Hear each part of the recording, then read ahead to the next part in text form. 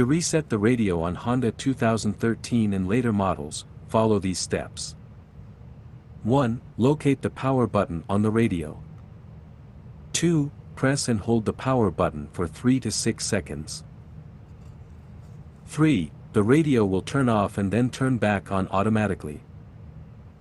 4. The reset process is complete and you can start using the radio again.